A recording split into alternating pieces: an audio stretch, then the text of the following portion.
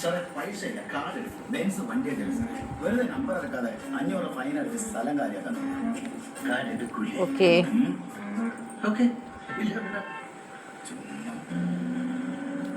ഓ രക്ഷപ്പെട്ട്. Hello guys, പുതിയ video എന്ന് വെച്ചാൽ നമ്മൾ മീൻ പിടിക്കാൻ പോണേ. ആദ്യമായിട്ട് ഒച്ചക്ക് ചൂണ്ടുണ്ടാക്കിയിട്ട് നമ്മൾ ആദ്യമായിട്ട് മീൻ പിടിക്കാൻ പോണേ. കണ്ടില്ല, അത് മീൻ പിടിക്കാൻ പേരാണ്. നല്ല ഇഷ്ടമാണ് കേട്ടോ, സന്തോഷമാണ് മീൻ പിടിക്കാൻ. നമുക്ക് മീൻ പിടിക്കാനായിട്ട് പോകാം. അവിടുത്തെ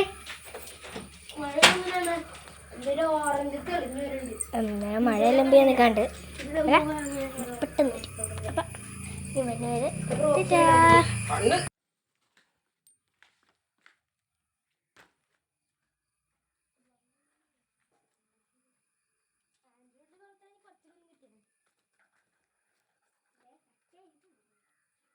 മീൻ പിടിക്കാൻ പോയപ്പോഴേക്കും മഴ വന്നു.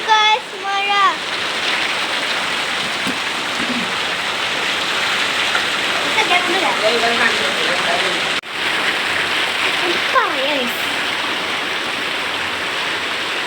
ഒറ്റക്ക് ചൂണ്ടില്ല. ഈ മീൻ പിടിക്കാൻ പിടിക്കാൻ രസം നല്ലേ. അതെ കളയൂല.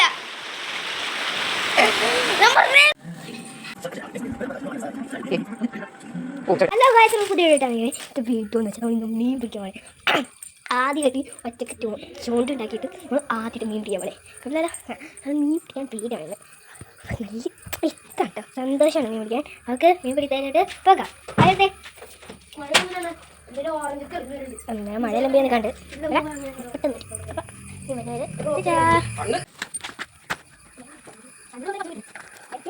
മീൻ പിടിക്കാൻ പോയപ്പോഴേക്കും മഴ വന്നു. മഴ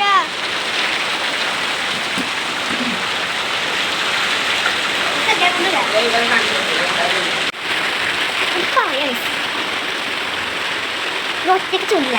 ഈ മീൻ പിടിക്കാൻ രസം നല്ലേ. അതെ കളയൂല. അങ്ങനെ മഴയെല്ലാം മാറിക്കഴിഞ്ഞപ്പോൾ ഞങ്ങൾ വീണ്ടും ഇറങ്ങിയിട്ടാ. അപ്പോൾ ഞങ്ങൾ ഇതാ പോണോക്കെ ചൂണ്ട കുളത്തും മറ്റേ എന്താണ് ചൂണ്ടയിടാനുള്ള ഏരിയമൊക്കെ ആയിട്ട് നടക്കണേ. നന്ദുവാണി ഭയങ്കര സന്തോഷത്തിലാണ് കേട്ടോ പോണോക്ക്.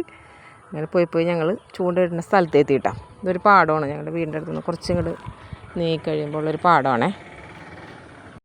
അപ്പോൾ അവിടെ എത്തി രണ്ടുപേരും കൂടെ, ഒരു ചൂണ്ടേ ഉള്ളൂ കേട്ടോ. അപ്പോൾ അതുകൊണ്ട് അതിലത്ത് രണ്ടുപേരും കൂടെ ഇരയെല്ലാം കുരുത്ത് ഇടുകയാണേ.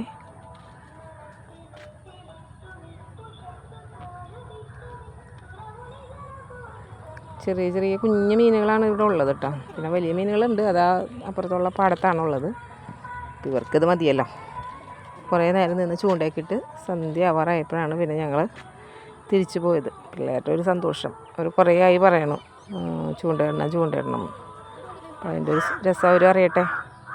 അങ്ങനെ കുറേ നേരം ഞങ്ങളെ പെങ്ങളും കൂടെ നിന്ന് ഇങ്ങനെ ചൂണ്ടയിട്ട് കൂട്ടാ.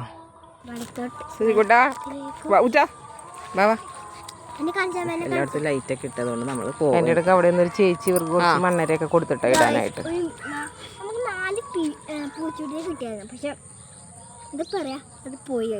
സങ്കടം കിട്ടിയതായിരുന്നു. കൺമുമ്പിൽ വെച്ചാണ് ചാടിപ്പോയത്. അതുകൊണ്ട് വല്ലാത്ത അവസ്ഥയായി പോയി. അത് അപ്പം നാളെ ഫിഷിംഗ് ഉണ്ടാവും. അപ്പം എല്ലാവരും അടുത്ത വീടായിട്ട് പോയി വീണ്ടും എല്ലാവരും